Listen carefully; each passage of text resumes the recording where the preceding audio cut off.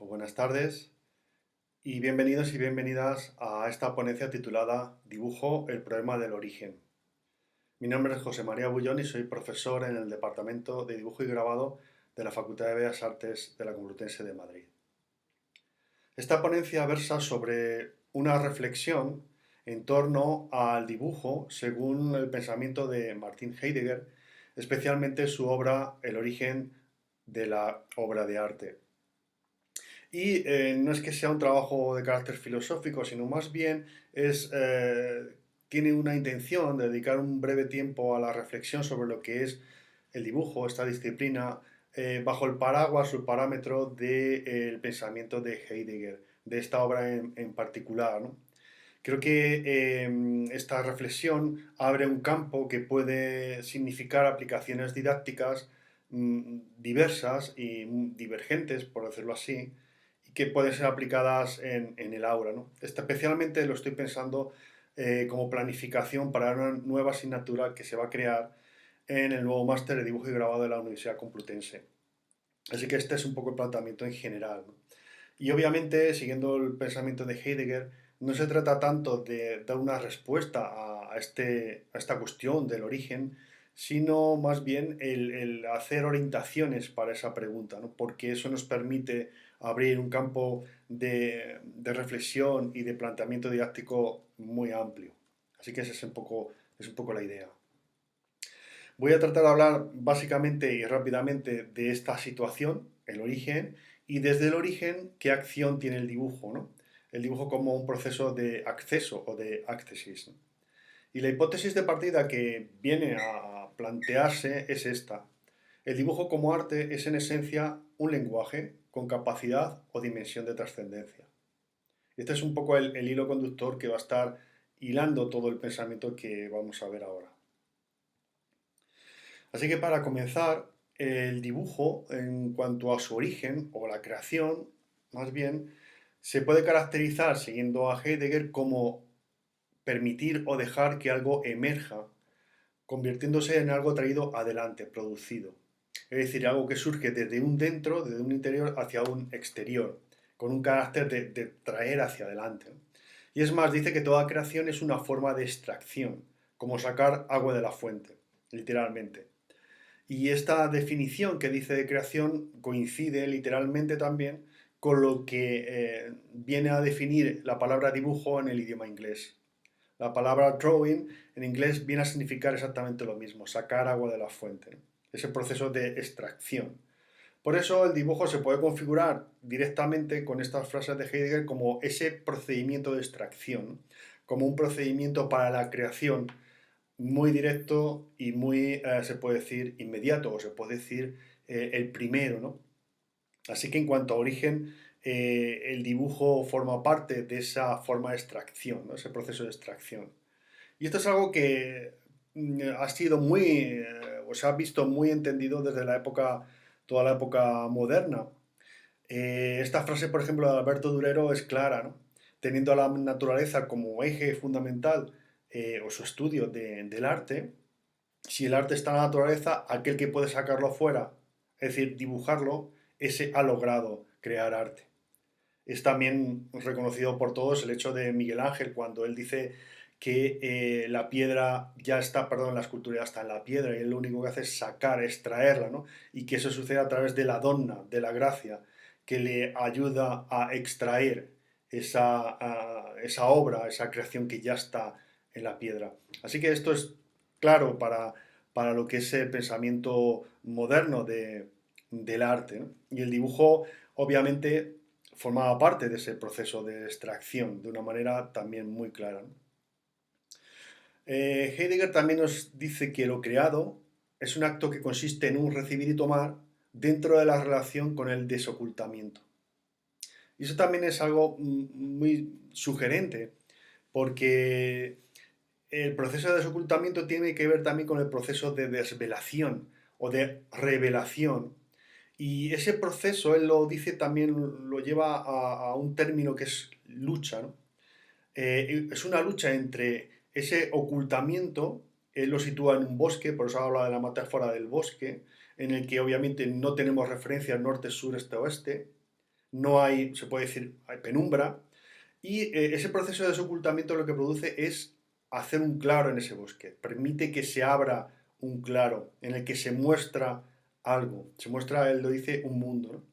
Y esa lucha lo describe como que se lleva a rasgo, es decir, al trazo. Rasgo y trazo son palabras que él va a emplear, ¿no? Y restituida de esta manera a la Tierra, es decir, al mundo físico, y así fijada en ella, esa es la forma o figura. Bueno, creo que esta explicación de Heidegger o este planteamiento de Heidegger habla mucho de lo que es realmente el proceso de dibujo, ¿no? Porque el hecho de hacer un trazo que se restituye en el mundo, es decir, en lo físico, en la Tierra, y se queda fijado, él lo explica como forma o figura. Y esto es algo que obviamente está explicado también de una manera muy clara en el propio mito de la creación de la plástica, que como recordarán describe Plinio en su obra Historia Natural. La hija de Butades en Sición, que ahí la tenemos dibujando a la luz de una vela la sombra proyectada de su amante, se supone que un soldado que se iba a partir para la guerra, y ella lo que hace es dibujar el contorno del perfil de la cara. Este es un proceso que obviamente es la restitución de la que está hablando Heidegger, ¿no? De ese dar a un rasgo físico a la esencia de lo que quiere, en este caso, retener, de lo que no quiere perder. Esa es la restitución y esa es precisamente la forma, que da como una forma física. Y esto es lo que un poco describe Heidegger. Y este proceso digamos, de mito clásico se puede entender a la luz del texto de Heidegger como un proceso temporal. Hay una necesidad, un proceso previo que implica una necesidad, hay unos medios por los cuales se lleva a cabo la acción y hay una obra final, un movimiento posterior a lo que está sucediendo, que es la obra que queda como tal, ¿no? En este sentido, se puede decir que la primera artista, se encuentra sumergida en el sentimiento del amor y es impelida a manifestarse capturando la presencia de aquel a quien ama. Esto, bajo el punto de vista griego, corresponde al estado de entusiastein. Entusiastein tiene raíz con enzeus, que significa estar poseído por la divinidad. Es decir, que el movimiento que pone en marcha o el impulso que pone en marcha toda la acción está basado en el impulso llevado por la divinidad, en este caso, en el sentimiento del amor. Obviamente, este proceso de entusiastain tiene que ver con, o provoca en nuestra primera artífice, asombro ante lo que está viendo y implicando una concepción consciente, ¿no? Una percepción consciente del proceso de lo que está haciendo. Es algo que obviamente se va a ver claramente reflejado también en el concepto de idea. Esta es la representación también clásica de idea, ¿no? Que apareció en las vidas de Bellori en Roma en 1672. Idea está representada como una joven recostada, en una de sus manos tiene, en la mano izquierda tiene el compás, atributo de los arquitectos que representa la ratio, es decir, el razonamiento, toda medida, con lo cual ella dice, ya está diciendo que yo soy toda medida, y su brazo derecho está levantado con mucha liviandad, casi ingrávida, ¿no? Toma una especie de pincel o cincel en el que está dibujando sobre un soporte. Es decir, que la creación surge de manera no esforzada, surge de manera, se puede decir, casi espontánea. Ella no mira la obra, con lo cual significa que está dentro de sí misma, inspirada dentro de sí misma, sumergida en sí misma, con lo cual el proceso de la creación surge de sí misma, ¿no? Y por último, podemos ver también cómo en su cabello, en la parte derecha, esa parte que está entre el compás, hay una especie de flama, ¿no? Que representa también esa inspiración divina. Es decir, que por un lado es una mujer, es decir, igual que nuestra primera artífice es femenina, la creación asume un rasgo femenino, en cuanto a fecundidad y se puede decir productividad. Y por otro lado, habla del concepto de idea de que todo parte de ella, todo surge a partir de su propia identidad, sin esfuerzo, como digo, ¿no?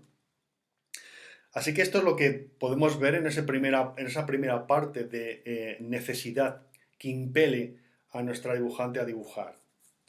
El segundo apartado son los medios que utiliza. Los medios se pueden entender como procesos de extracción. Obviamente, Heidegger habla de cómo en ese momento del desocultamiento, el ser, es decir, la esencia de lo que se está dibujando, acontece en cuanto a idea, es decir, surge en primer lugar esa conceptualización, ese impulso en cuanto a esa divinidad que hemos dicho antes, ¿no? De Zusiastein, ¿no? Y esa idea se va a ordenar en la forma. Es lo que está haciendo precisamente nuestra dibujante. Con lo cual, la forma participa de la misma naturaleza que la idea, es decir, de ese espacio de entusiasmo o de impulso divino. Y podemos decir que esos procesos de extracción, por definición, son procesos de dibujo. Es decir, que los procesos que llevan a la idea, a la forma, son exclusivamente procesos de dibujo. Obviamente en un sentido muy amplio de la palabra. Y en este proceso hay tres partes, ¿no? Hay la simbología de la luz como conciencia, la proyección como técnica que marca, o de la percepción, y una técnica que va a marcar esa huella o contorno o forma. Y se puede decir que estos tres forman parte de lo que es la creación, en cuanto a procesos de extracción o procesos de dibujo. Si falta alguno, probablemente el proceso no se lleva a cabo. Y por último, lo que queda es la huella, o en este caso contorno o forma también en el sentido de Heidegger. Y Heidegger nos dice que todo arte es en su esencia poema, y esto es un aspecto muy importante porque entonces la huella, el contorno que está haciendo nuestra dibujante es un lenguaje. No significa poema literalmente la creación de un poema, sino en la capacidad de crear un lenguaje, en la capacidad de crear significados. Y por último se puede decir que hay un aspecto más y es cuando una vez que nosotros estamos viendo esa obra, ¿qué es lo que produce en el espectador la obra? En, y Heidegger lo que nos dice es que crea un espacio abierto, un mundo abierto en el que nosotros podemos volver a entrar y nuestra propia esencia se va a confundir o se va a establecer en la verdad de la esencia o del ente que ha sido revelado o desocultado en ese, podemos decir, claro del bosque, ¿no? Que en este caso asume la forma de un contorno. Y esto es lo que también estaba claro en la época moderna, en este dibujo de Giorgio Vasari, en el que se autorretrata como San Lucas pintando a la Virgen. Ahí tenemos ese fragmento. Hay una dirección clara de la Virgen y el niño que está indicando al pintor cómo realizar su función, que está empezando a pintar en un lienzo sobre el que ya hay un dibujo, y a la derecha hay unos personajes que están contemplando, se puede decir, la obra, ¿no? Así que hay una dirección clara que va de lo, vamos a decir, divino hacia la creación artística y hacia la contemplación que perdón, que va a llamar Heidegger los cuidadores. Es decir, los cuidadores son los contempladores que van a revivir la obra y cuya obra va a estar revivida por ellos. Pero obviamente entonces el mundo que abre la obra, según nos describe Heidegger, va también en el sentido inverso, es decir, aquellos contempladores o cuidadores que van a contemplar la obra también van a poder tener acceso, como dice, a esa verdad que ha sido revelada, con lo cual ese ente que ha sido revelado a través del proceso creativo va a ser revivido por los cuidadores, es decir, por los contempladores. Y esto explicaría lo que a veces decimos que la obra nos transporta a otro lugar, que Heidegger también lo describe como desacostumbrado o no habitual, o que nos saca de lo habitual para vivir o habitar en un espacio nuevo, en un mundo nuevo. Así que este proceso, como digo, temporal que se puede escribir en Heidegger, a través del mito, nos puede permitir hablar de ciertas conclusiones que obviamente van a estar relacionadas con los procesos que hemos visto, ¿no?